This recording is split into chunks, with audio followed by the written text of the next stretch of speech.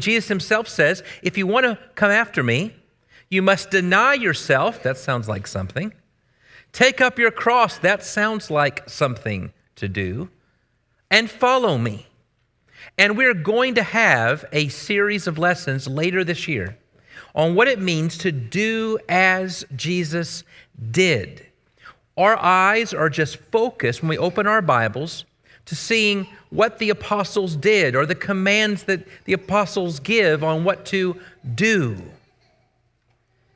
And then we read these verses where God says something like, be still and know that I am God. Or the last few weeks, we've been hearing that the first thing to do in seeking to be a disciple of Jesus is to actually learn to be with Jesus.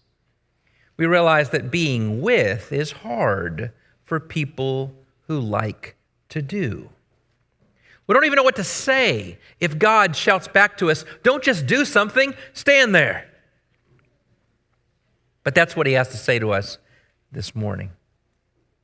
Psalm 63, we read at the beginning of our service. And I just want to focus in on some key words at the beginning of this psalm. O God, you are my God. Earnestly I seek you. My soul thirsts for you. My flesh faints for you. This is love language. Think about the kinds of letters you wrote to your significant other. Those dating days, letters. Texts that you sent to your significant other. Those early days. My flesh faints for you as in a dry and weary land where there is no water. So I have looked upon you in the sanctuary. I beheld your power and your glory. Behold's an interesting word. To look intently with longing, feeling, and thought. You ever seen two people who've been married for a long time? And they look as if they're happy. And you wonder, what do you do all the time together all day so that your happiness continues? And you might hear something like, I look at him and he looks at me and we're happy. Because your steadfast love is better than life, my lips will praise you. So I will bless you as long as I live. In your name I will lift up my hands. My soul will be satisfied. When's the last time that you have felt satisfied? If you find yourself thinking just one more rung up that social ladder, just one more room on that house, just one more zero at the end of that bank account statement, then I'll be satisfied. When I remember you upon my bed, verse 6, and I meditate on you in the watches of the night, for you have been my help, and in the shadow of your wings I will sing for joy. My soul clings to you, and your right hand upholds me. I know what it's like to have a 3-year-old or a 1-year-old cling to your legs, and you get the impression just being with can be satisfying. I want to share a line with you that isn't going to make much sense at first, but I want you to follow along with me. Every action and moral choice aims at some good or goal. This is the first line in a very old book about ethics. Very old. 2,400 years old. And the man who wrote it is a man named Aristotle. Let me tell you how bright this guy was. He decided he wanted to write a book on every topic that interested him. Politics, philosophy, ethics, logic, math, the art of persuasion, you name it. And not only did he write a book that sold, his book became the textbook in every school on that subject, and 2,400 years later, many of his books are still the main textbook on the field in which he had some interest. And to show you what a trendsetter he was, even when it comes to language, there was a whole set of questions like, what does it mean to be? What is a substance? There wasn't a name for that field. So he answers those questions, and he says, what am I going to call this book? Well, let's see. The last book I wrote was called Physics. So this is the stuff that I talk about in the book after I wrote Physics. And the Greek word for after is meta. And 2,400 years later, we call that subject metaphysics, because that's the name of the book, which was the book I wrote after Physics. Very bright guy who set the trend for Western civilization. And the first line of perhaps his most important book, Ethics, says every action and moral choice aims at some goal. What does that mean? Well, if you talk to some freshman who decides to enroll in a junior level class, second semester, and you go up to him as the teacher and you say, why are you in my class? He'll say something like, well, because I've heard about the power of your teaching, which of course is a lie. And so you hang around and you hear after class, he goes up to a classmate, and the classmate says, no, really, why are you in this class? And he says, did you see the girl in the second row? Now we understand. Every action and every choice aims at some goal. Something you want.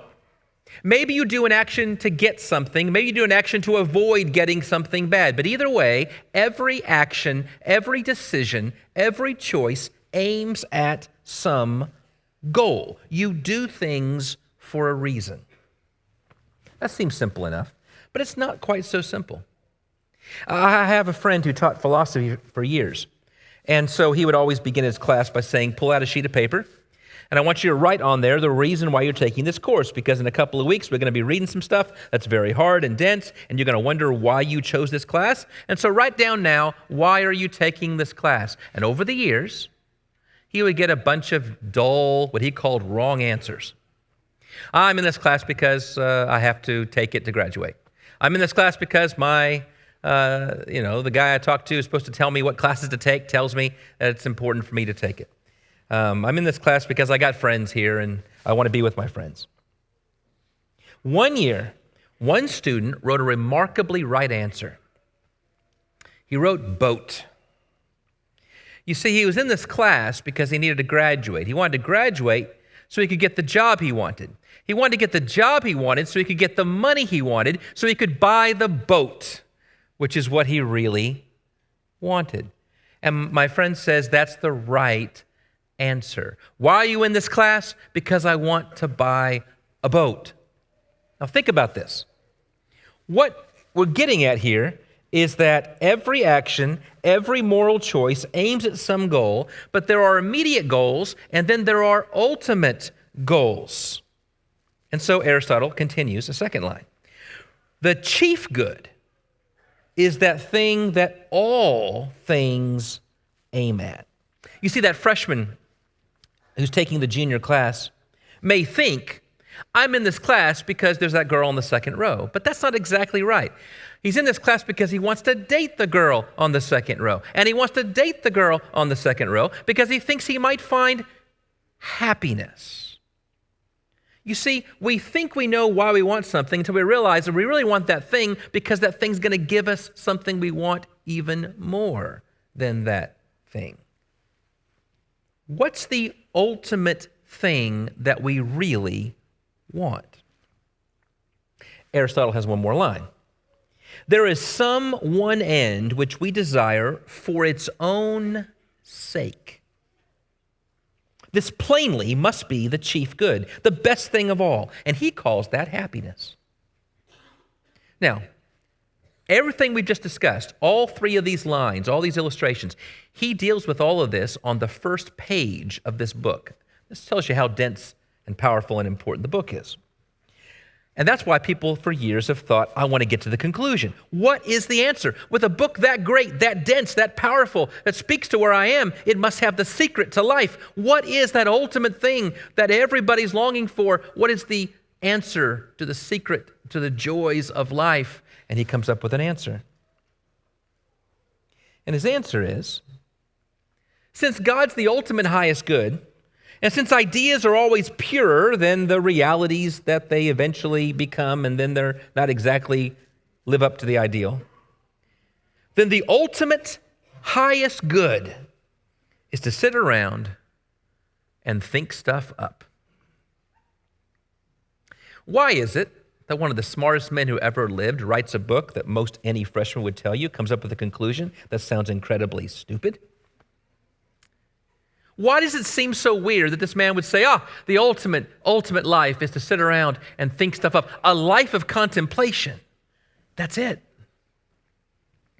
Now, Aristotle was not a Christian. He lived 300 years before God came to earth in the person of Jesus Christ. But I want to tell you this morning, the reason why I began with him is because he wasn't wrong. I'll show you. There's a Christian writer in the 14th century who said the most important thing that happens between God and the human soul is to love and to be loved. Now think about that. Do you think that's true? Do you think that the most important thing in all the world and in your life is to love and be loved by God? Think of a time when you felt truly loved. Truly loved. The answer here may depend on your love language. Now, I'm a personal touch and a words of affirmation guy, so a warm embrace with someone saying you're really great, those are moments that I remember as feeling truly loved. But I also remember a time not too long ago, laying on my front yard, right next to my little daughter Grace, looking up at the clouds, our arms behind our heads, staring up into the sky, and I remember that sense and feeling, this doesn't get any better. Just being with someone that I deeply, deeply love, knowing that they're satisfied in me. It's great. In the Christian tradition, there are at least 3 different kinds of prayer, and I want to list them for you because I want you to see how that third thing I just mentioned is actually a meaningful way to live. The first kind of prayer is a give me something I need kind of prayer. It's the kind of prayer where we get something from God. That is a perfectly legitimate prayer. Jesus teaches us to do this. It's the prayer that says, give us this day our daily bread. It could be as simple as when Peter's about to fall through the water and says, Lord, save. It could be stronger. It could be the prayer Jesus prays the night in Gethsemane, which is, take this cup away from me. It could be a strong prayer that David prays in the Psalms, Lord, rout my enemies. It's where you're asking for God to give you something and believing that God is there to hear your prayer. That's the first kind, and believing he hears us. The second kind of prayer in Scripture is the kind of prayer where we give something to God. Think of like prayers of adoration. We tell God what we think about him, and we just lavish our praise upon him, believing that he wants to know, that we know how great he is. And so we say to God, your name be praised. We sing songs of loving adoration. We give back to the one who gives to us, and we believe that God hears those prayers. But there's a third kind of prayer. This is a prayer not about giving or getting, to stick with the G's. This is a prayer about gazing. It's not to get something from God or even to give something to God. It is simply to bask in the presence of God. In Christian tradition, this has been called contemplative prayer. And if you think that word sounds kind of mystical, I want you to know we actually get it from the New Testament. 2 Corinthians chapter 3 and verse 18, Paul uses a very interesting word. And many of our Bibles will say, we behold the Lord, or we reflect the Lord. The NIV uses an interesting translation here. It says that with unveiled faces, we contemplate the glory of the Lord. Whatever Paul's trying to say here, he's meaning it in multiple senses. One example would be like looking into a glass and seeing your reflection. And so the word reflect would mean both to think intently and to mirror what we're seeing. So some Bibles say gaze, some say behold. But the word here is to look intently with thought, to reflect, to behold, to contemplate. Another way of saying it, looking at God, looking at me in love.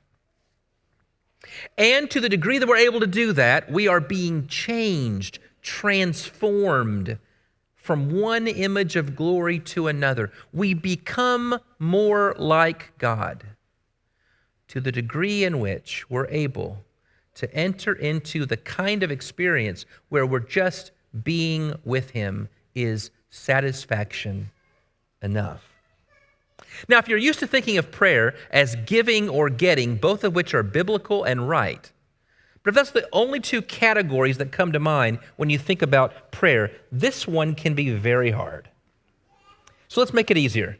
Let's use the language of giving and getting with contemplative prayer. We do, in fact, give something in contemplative prayer. We give God our full attention.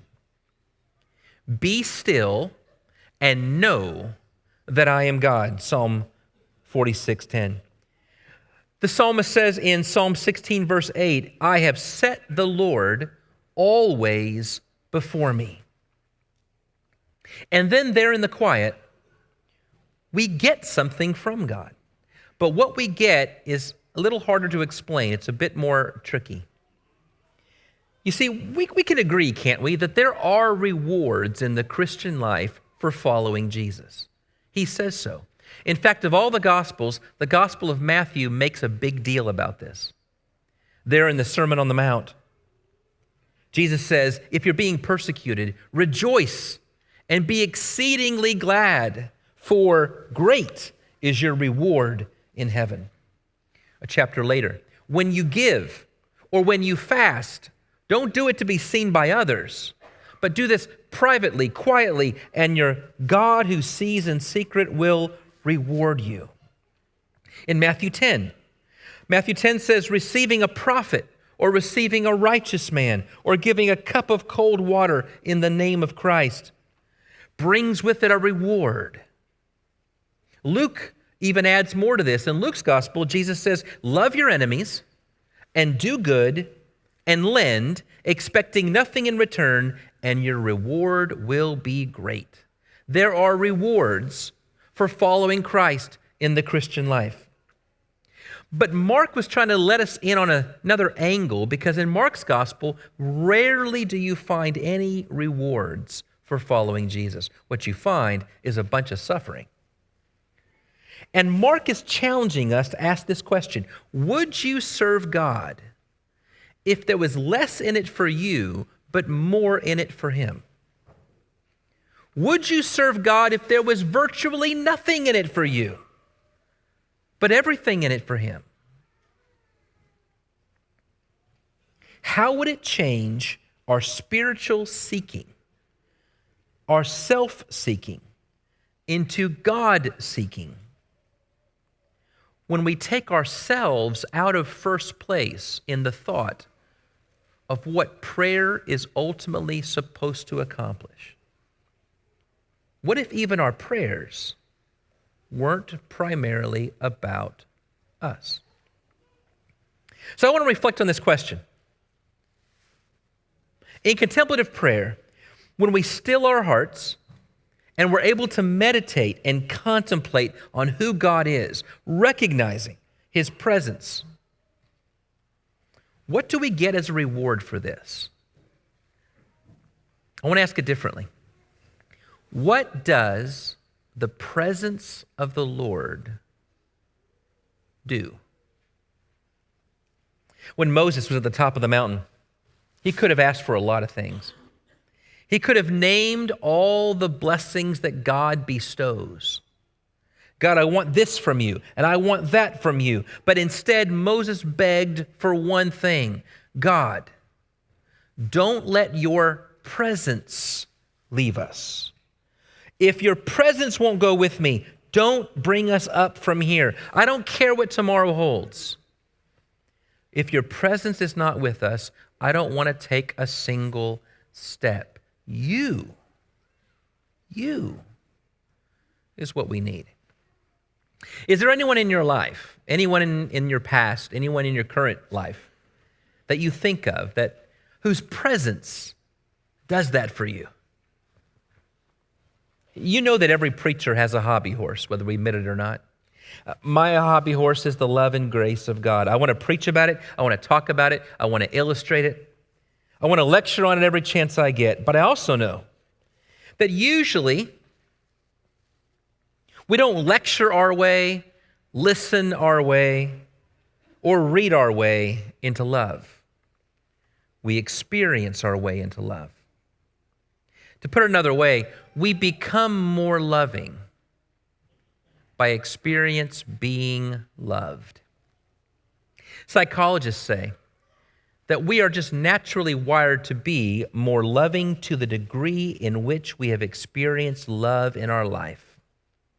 If you grew up in a warm, loving household, you're probably better at, easier at, giving and receiving love. Now here's the wonderful news. While it's true that no family of origin can actually transform us into the kind of love we see in Jesus, only God can do that. It's also true that no family of origin, as bad as it is, can keep God from transforming you into the kind of love we see in Jesus. Regardless of where you come from, when we come to Him, as we contemplate the glory of the Lord, we are being changed from one degree of glory into another, because beyond our wildest dreams, we can look at God looking at us in unfathomable love. Isn't that the language of Ephesians 3?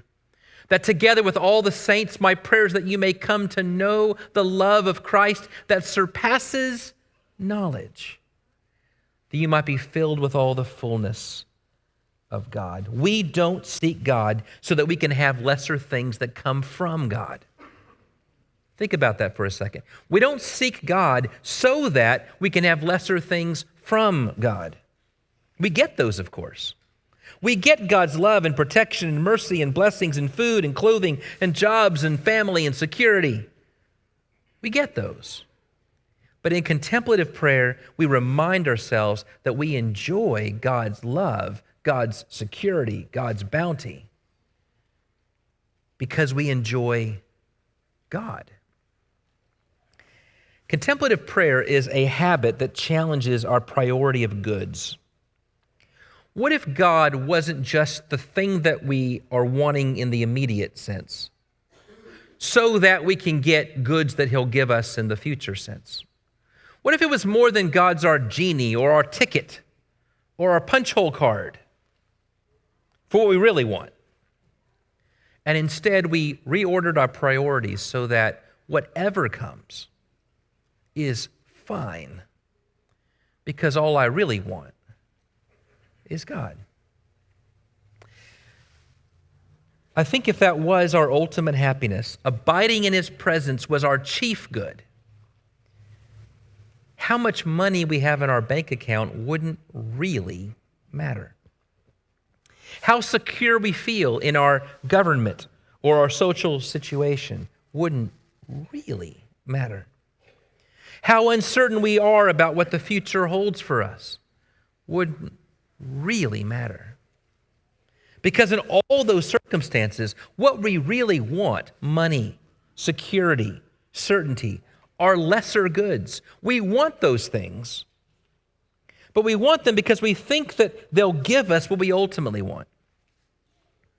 But if God was what we ultimately want, those lesser things would pale in comparison because our desire for God would reorient the way we see the world.